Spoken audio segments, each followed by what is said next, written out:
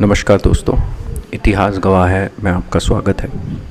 We were talking about American revolution and जैसा कि मैंने कहा, एक हिस्ट्री स्टूडेंट होने के नाते हमें यह समझना बहुत ज़रूरी है कि अक्रॉस द वर्ल्ड क्या क्या मेजर इवेंट्स हुए, क्योंकि बार बार जैसे हम ये कहते आए हैं कि history is understanding of change, developing a critical view of how some events unfolded and what were the key reasons, developing an ability to look at events from different angles and then making our own decisions, making our own opinions, viewpoints। वो सब करने के लिए हम सब लोग free हैं, पर एक इन्फॉर्म्ड ओपिनियन बनाना अच्छा इसलिए होता है क्योंकि फिर हमको लोग भड़का नहीं सकते, हमको लोग गलत बातें नहीं बता सकते, हमको लोग गलत रीजंस नहीं बता सकते हैं। तो हम उसी प्रोसेस को आज कंटिन्यू करेंगे in case of American revolution.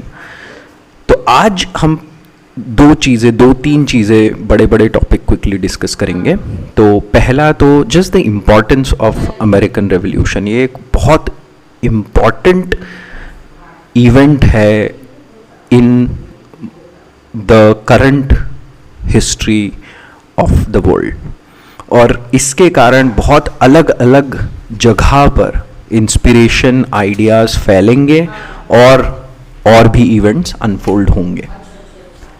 दूसरा हम डिस्कस करेंगे कॉन्स्टिट्यूशन ऑफ अमेरिका। तो उसमें हम दो बातें डिस्कस करेंगे कि क्या इंस्पिरेशंस थी कॉन्स्टिट्यूशन की ऑफ अमेरिका की, क्या रीजंस थे, किस तरीके से, क्या ऐसे फंडामेंटल रीजंस थे जिसके कारण अमेरिका का constitution became the way it is today. और फिर हम उस कॉन्स्टिट्यूशन के कुछ सेलिएंट फीचर्स को डिस्कस करेंगे। और आज का एपिसोड हम ये तीन बातें डिस्कस करके समाप्त करेंगे। तो चलिए शुरू करते हैं। Importance of American revolution, American क्रांति, अमरीकी क्रांति का महत्व। तो सबसे पहले तो this revolution became the symbol of movements against colonialism, right, and it became inspiration to many other colonies. हालांकि हमको ये पता, हमने पहले ही डिस्कस कर लिया है कि जो 13 कॉलोनीज ऑफ अमेरिका थी वो ब्रिटेन से ही आए हुए कुछ निर्वासित या कुछ खुद से आए हुए लोग ही थे, बट फिर भी on an level of an idea it was a revolution against the colonisers. तो वो एक सिंबल बन के खड़ी हुई। दूसरा, because this nation became independent so early in its history, it would go on to play a pivotal role in the world history, जैसा कि हम देखते हैं for next 150 to 200 years, and it also becomes a modern nation based on written constitution। देखिए, England का constitution oldest है, but हम जैसे आगे इसी एपिसोड में डिस्कस करेंगे that it is not a codified constitution, है ना। कभी कभी लोग बोलते हैं कि अनरिटन कॉन्स्टिट्यूशन है। अनरिटन से ज़्यादा मैं कहता हूं कि उसको कोडिफाई नहीं किया गया है। और जब अमेरिकन रेवोल्यूशन हुई तब European powers were still at a level of enlightened monarchy, मतलब ऐसी मोनार्की जो काइंड ऑफ थोड़ी सी कॉन्स्टिट्यूशनल मोनार्की की तरफ जा रही थी, बट स्टिल वहाँ पर अभी भी मोनार्की ही थी, मोनार्क्स ही थे।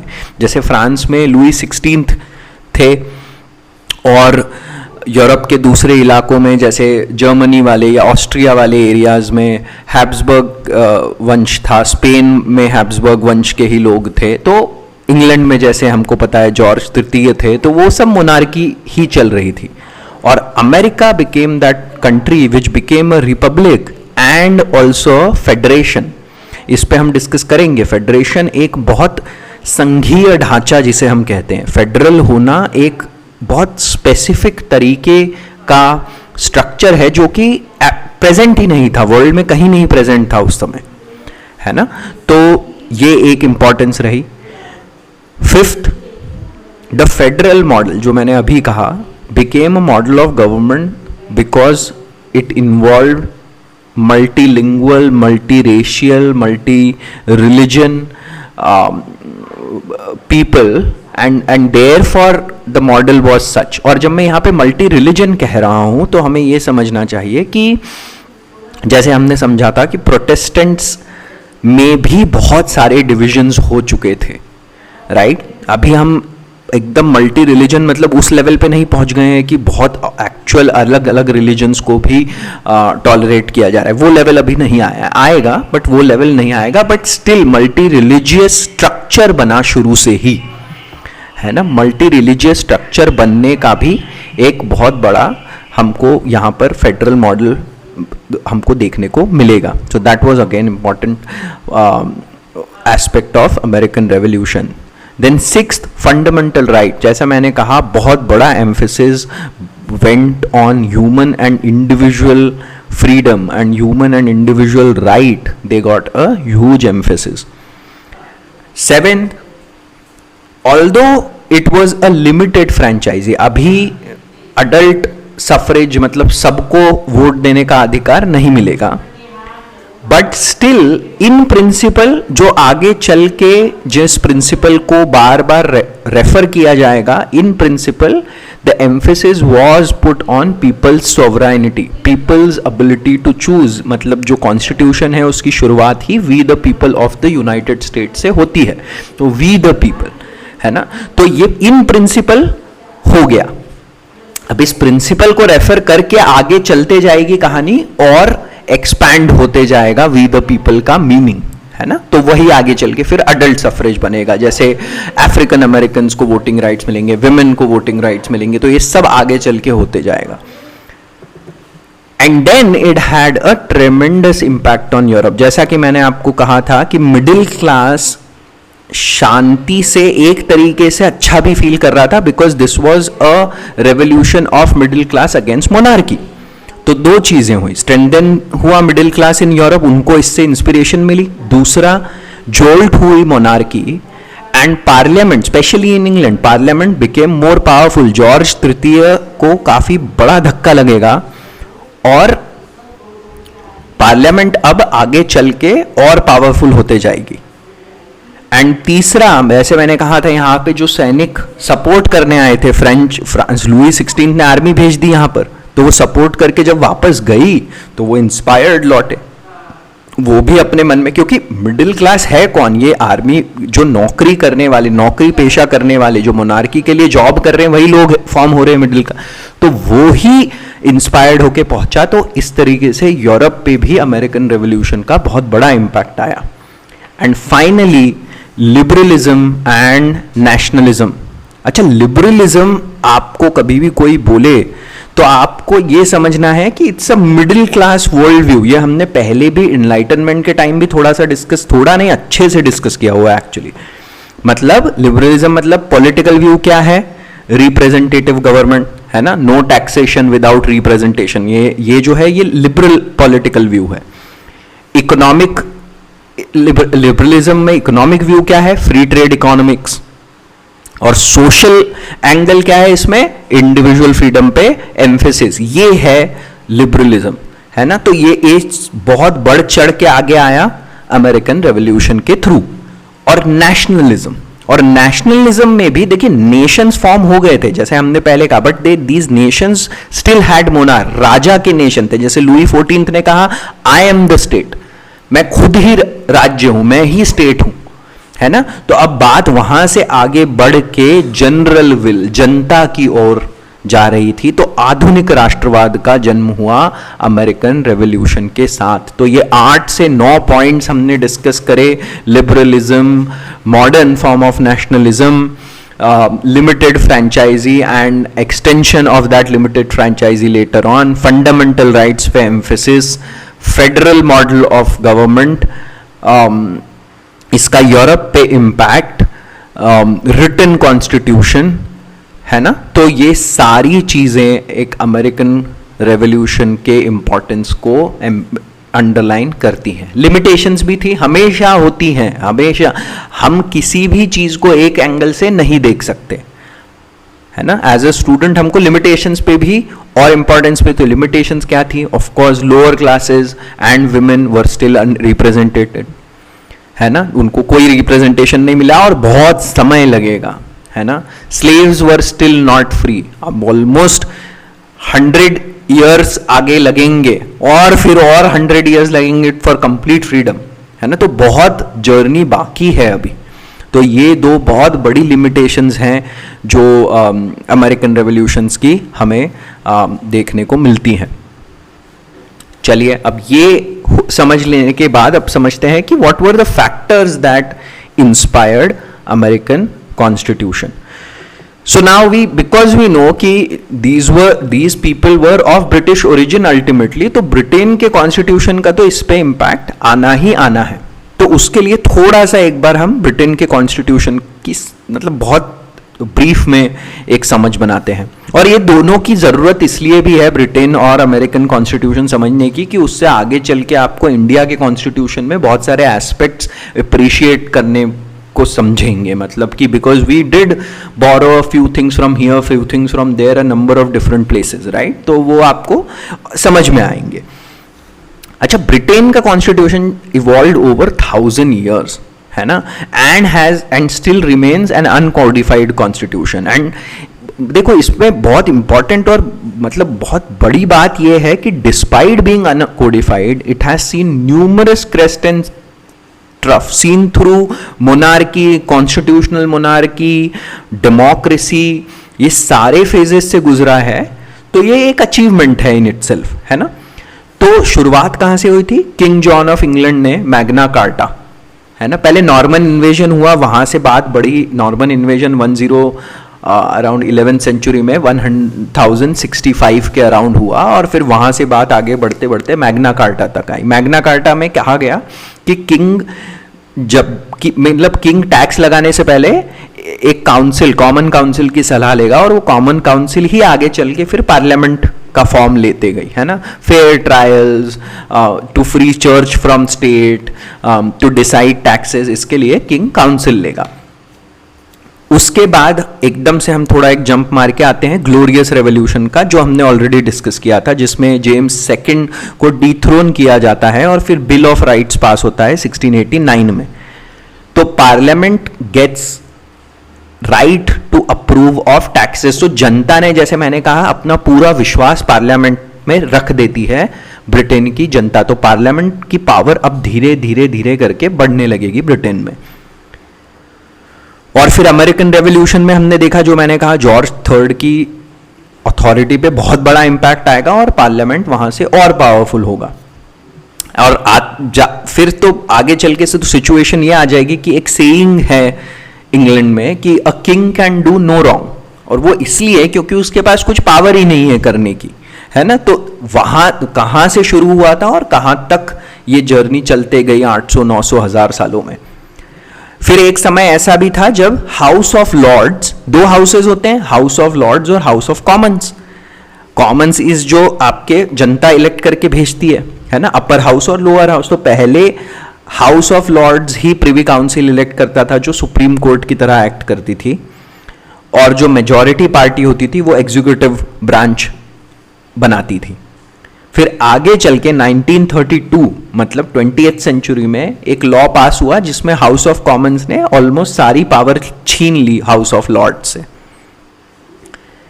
और फिर 17th सेंचुरी में दो पार्टी जो हमको अभी भी सुनने को मिलती हैं, जो Tory party and Whig party. Tories थी ऑफ एलिट्स और विग पार्टी जो मिडिल क्लास के लोग थे.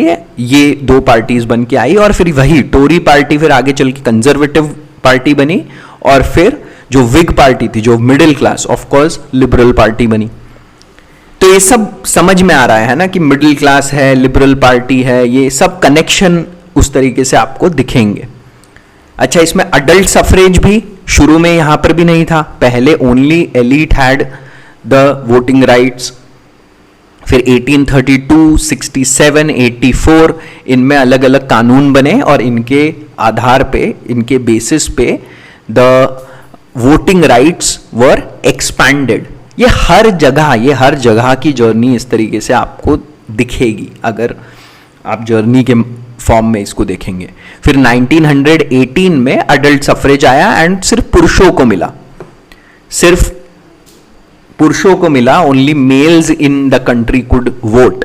एंड देन 1928 में women could also now vote. तो फिर फाइनली पूरा एक्सपांड होके अडल्ट सफरेज मतलब everyone of above a certain age could vote. तो ये सारी चीजें हमको एक इंस्पिरेशन के फॉर्म में अमेरिकन कॉन्स्टिट्यूशन में कहीं ना कहीं कुछ ना कुछ देखने को मिलेगा थ्रू ब्रिटिश कॉन्स्टिट्यूशन। दूसरा जो अमेरिकन कॉन्स्टिट्यूशन का एक जो बेसिस बना वो था federal versus non federal model. और उसका मतलब क्या है, देखिए कैपिटलिस्ट जो लोग थे, पूंजीपति जो लोग थे अमेरिका में, उनकी इच्छा थी एक कि फेडरल गवर्नमेंट बने so that it could protect their businesses from European capitalist.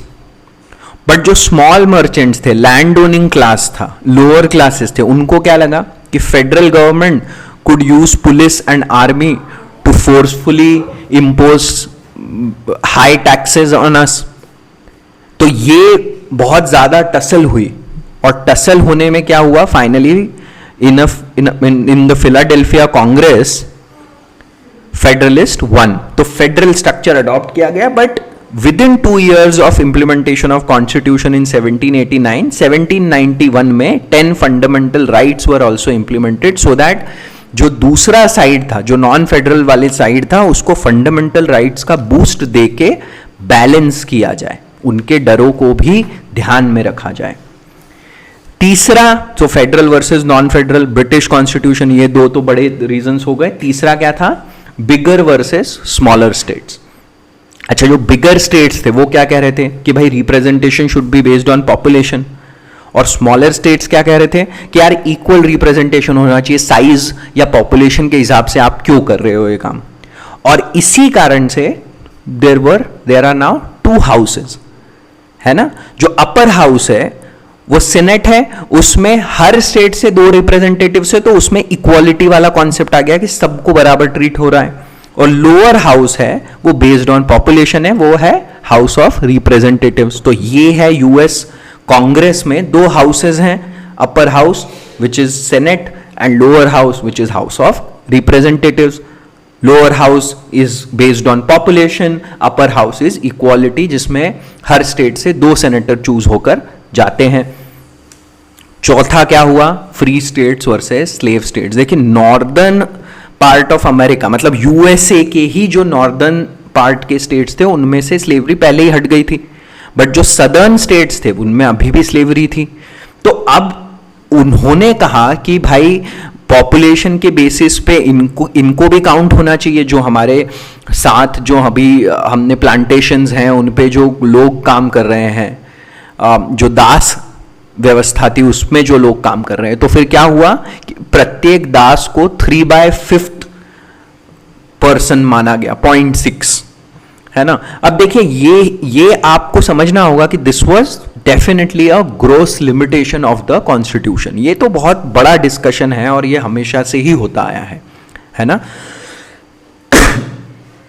तो ये एक और बहुत बड़ी इशू बनी जिसके कारण से कॉन्स्टिट्यूशन में ये सब चेंजेस और जिस तरीके से बिल्ड हुआ। 5वां मॉन्टेस्क का आपको याद है आइडिया, सेपरेशन ऑफ पावर, कि तीनों इसमें पावर का सेपरेशन होना चाहिए, जुडिशरी, एग्जीक्यूटिव एंड लेजिस्लेचर, इन तीनों में पावर्स का सेपरेशन होना चाहिए। और एक और मजेदार इंपैक्ट बताता हूं, वो है law of gravitation. And now suddenly you will be like wait what is happening, law of gravitation कहां से आ गया यहां पे? जी हाँ, लॉ ऑफ ग्रेविटेशन आ गया यहां पे। और कैसे आ गया? क्योंकि आपको याद होगा कि एनलाइटनमेंट के प्रिंसिपल्स पे ही बेस्ड है ये। क्या थे कि रैशनलिज्म, हर जगह कोई ना कोई रूल्स गवर्न करेंगे, है ना। तो पॉलिटिकल साइंस, ये साइंस वर्ड कहां से आया है? आप देखेंगे ये इसी जमाने में लिखी गई बहुत सारी किताबों में पॉलिटिकल साइंस जो है, इट्स साइंस ऑफ पॉलिटिक्स, कि वहां पे भी इस तरीके से रूल्स होंगे जो गवर्न करेंगे। तो वहां पे एक जो रूफस किंग थे, जो मैसेच्यूसेट्स के एक रिप्रेजेंटेटिव थे, फेडरलिस्ट पेपर्स करके यहाँ पर पॉलिटिकल साइंस हमको बहुत रेफरेंस मिलता है। तो मैसेच्यूसेट्स के ये लोग ये जब रिप्रेजेंटेटिव थे तो इन्होंने एक कन्वेंशन में जो स्पीच दी थी उसमें क्या बोले, we can not abolish the states and consolidate them into one government, let our government be like solar system. सुनिए ध्यान से, let our government be like solar system, general government be the sun, states be the planets that are attracted as well as repelled and moving harmoniously around the sun। तो law of gravitation का reference लेके बताया गया है कि कैसे balance में है, उसी तरीके से हमारा पॉलिटिक्स भी होना चाहिए, है ना। तो ये बड़ी मजेदार रेफरेंस है और मैं चाहता था ये यहां पर लाना, बिकॉज मैं एम्फेसाइज करना चाहता हूं कि जो एनलाइटनमेंट के प्रिंसिपल्स थे वो हमने देखा सब जगह परवेड करे, हर जगह लोग इंस्पायर्ड हुए और उनको लाने की कोशिश की गई कि पॉलिटिक्स, सोसाइटी, हर जगह हम रूल बेस्ड लाएं, रैशनलिज्म का हम लोग लाइक एम्फेसिस देखते हैं। तो अब क्विकली डिस्कस कर लेते हैं 3 से 4 या 5 features of constitution of America. ये सब समझ लिया हमने, इंपॉर्टेंस ऑफ अमेरिकन रेवोल्यूशन समझा, इंस्पिरेशन फॉर अमेरिकन कॉन्स्टिट्यूशन समझा, और अब हम कॉन्स्टिट्यूशन ऑफ अमेरिका के 2-4 सेलिएंट फीचर्स डिस्कस करेंगे।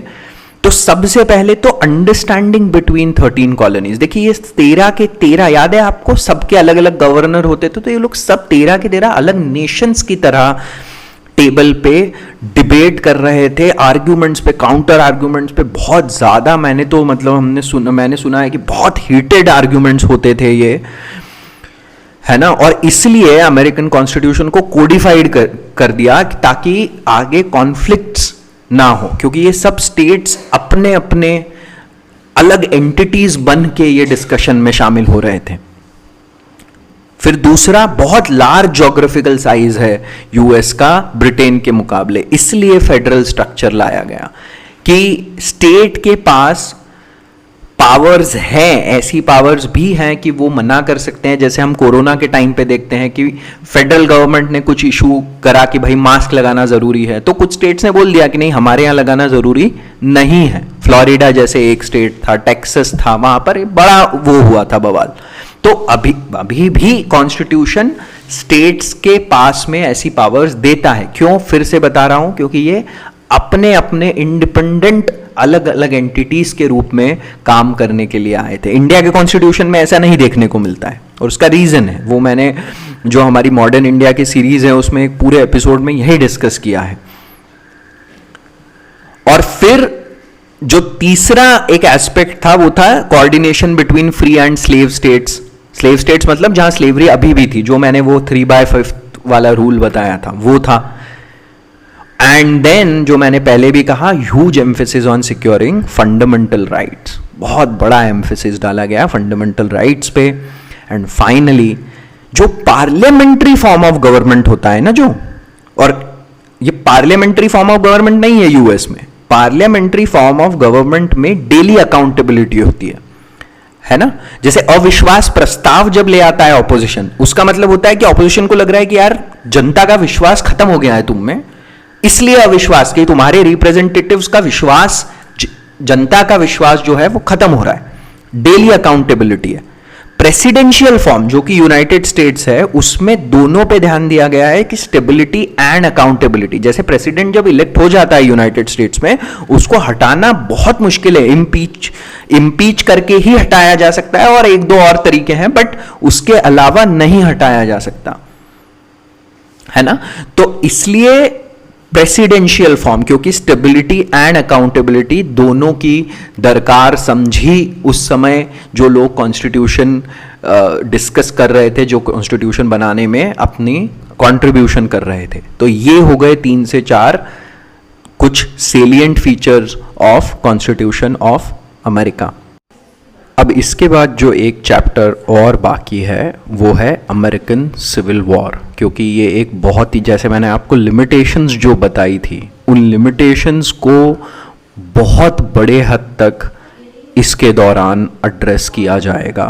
एंड जैसा कि आप लोगों को शायद पता होगा, इसमें अब्राहम लिंकन एक बहुत बड़ा और पिवटल रोल प्ले करेंगे, and that is what we will be discussing in the next episode. सुनने के लिए आपका बहुत बहुत धन्यवाद. अंटिल नेक्स्ट टाइम, जय हिंद.